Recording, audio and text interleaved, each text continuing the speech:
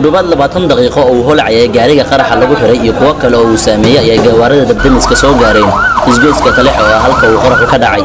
gaari nooca saarifta loo yaqaan ayaa lagu soo xiray qaraxan waxaana uu saameyn ku yeeshay mid kamid ah gaadiidka isticmaalada dadweynaha ee loo yaqaan beerka iyo gaari kale oo ka agdhawaa goobta uu qaraxu ka dhacay gaariga qaraxay waxa saarnaa wiil iyo aabihii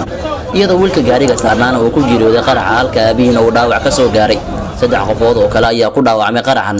goobjoogyaal ku sugnaa xilliga uu qaraxu dhacay ayaa ka waramay khasaaraha ay arkeen bismillaah niyo markuu qaraxu dhacay meeshan aan taagnayn hal mar waxaan ka war helnay bul macnaha qarax dhacay markii aan fiirinayna wuxuu noqday gaari saarif oo gumanaya wallahi wax khasaaro oo aan aragnay ma jirto kulay hal qof oo meeda hadda meesha yaala wixii uu ahaa iyo wixii loo waday waxaasna dawladda baa kulay ka soo warbixin doontaa gaari caasi wax gaari caasi oo ag taagnaa wal may waa laga wada digay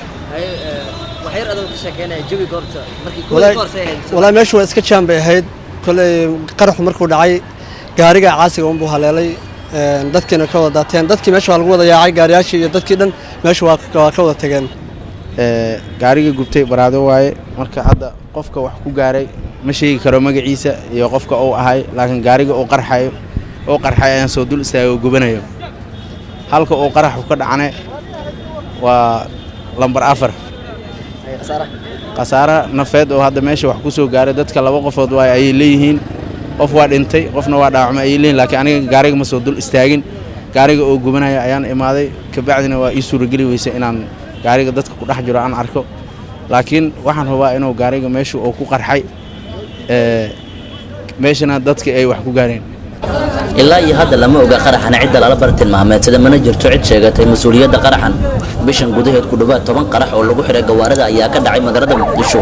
mana jirto faahfaahin rasmi oo ay ka bixiyeen laamaha amniga caasimadda ayaa u muuqda mid faraha ka sii baxay bilihii ugu